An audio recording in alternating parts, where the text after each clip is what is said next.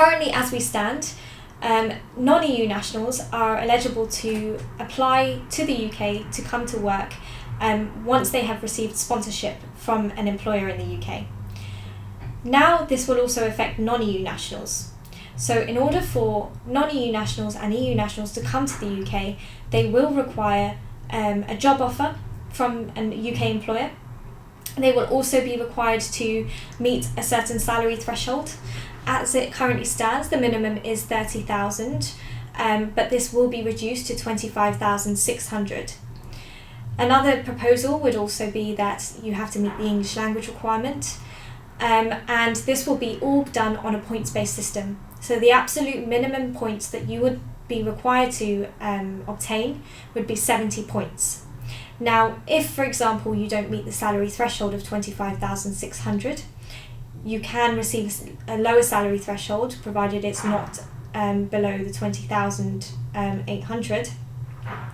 But this will give you lower points. So essentially, you wouldn't meet the 70 points that are required. However, if you have a PhD within the relevant job sector, or you have studied a PhD within a STEM subject, these would give you the equivalent points to then be able to obtain 70 points. So essentially, there is a slight flexibility in how you can meet this criteria, but at the same time, this would be a very restrictive system for non-EU nationals. In addition to this change, there will now be no cap in terms of how many employees can come to the UK. So currently, as it stands, there is a current cap, and there is a certain limit for each year that migrants can come to the UK to work. But this, as I've mentioned, will be uplifted. In addition to that, the current standard is that you have to have skills of at least degree level. Now, as of 1st of January 2021, this will be reduced in terms of the skill level. So people who have skills such as the equivalent to an A level would be able to essentially apply for a role. Now, this seems like it's still quite a high threshold, especially if EU nationals are to be integrated into this system.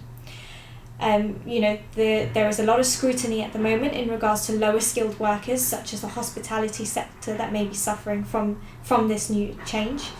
The government have confirmed that they will not be implementing any new visa with regards to lower skilled workers, as currently there are about 3.2 million EU nationals within the UK that the government believe would currently fulfil the lower skilled gap.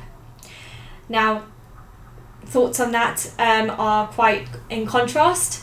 There is a lot of worry from the food industries, from the hospitality sector, from the transport sector, from the construction sectors, who are very, very worried in terms of the lower skilled workers, such as social care workers, or construction workers, or even waitresses, who would be able to fulfill the roles in the UK. Besides that, there are also implementations in regards to the youth mobility scheme. So there is currently a Tier 5 youth mobility scheme, which is offered to up to 8 countries in the UK, overseas, such as Japan and Canada, US, Australia, New Zealand, just a few to mention. These migrants who are aged between up to 31 years old are able to come to the UK for 2 years with no restrictions in terms of where they need to work. So they would not be able to have, they would not be required to have a sponsorship.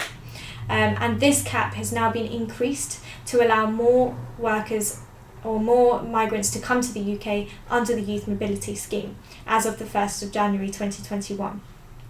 So this is a slight update as regards to what the current proposals are. Similarly with students as well, they have mentioned that not only will non-EU nationals be required to fulfil this requirement for students, but also EU nationals, where they will be required to have an offer from a higher education university, and also be able to provide maintenance and show that they have got the English language level requirement to come to the UK. So this will have to be shown for new students as of 1st of January 2021 who want to come to the UK. Additionally, if we look at higher skilled workers, they currently would be able to come under the Global Talent Visa. Now, this is essentially someone who has exceptional talent or exceptional promise within the researching field or any of the STEM fields such as science, technology, engineering or mathematics. And they wouldn't have to have a job offer. They would have to be endorsed before being able to apply for a visa application. This was overtaken, or will be overtaken as of the 20th of February by the Tier 1 Exceptional Talent Visa. Essentially, the requirements are fairly similar still, but we can provide you with a separate update as regards to the Global Talent Visa shortly.